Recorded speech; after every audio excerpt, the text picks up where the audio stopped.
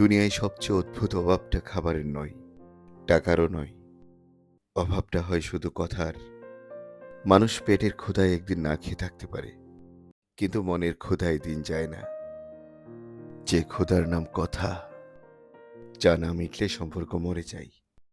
ভালোবাসার মানুষের সঙ্গে যদি কথা না বলো, যদি তার মনের ভেতর জমা আক্ষেপকে জায়গা না দাও, তাহলে সে একসময় ভেতর থেকে ভেঙে পড়ে।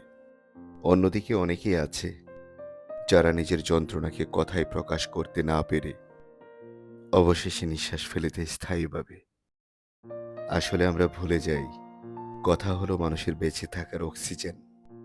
শরীর যেমন নিঃশ্বাস ছাড়া টিকে থাকতে পারে না, তেমনি মন টিকে থাকতে পারে না না বলা কথার অভাবে। তাই কথার ক্ষুধা মেটাও, প্রিয়জনের কথা শোনো, নিজের কথাগুলো বলো। কারণ এই ক্ষুধা একদিন না মিটলে মানুষ বেঁচে থেকেও হারিয়ে যায়।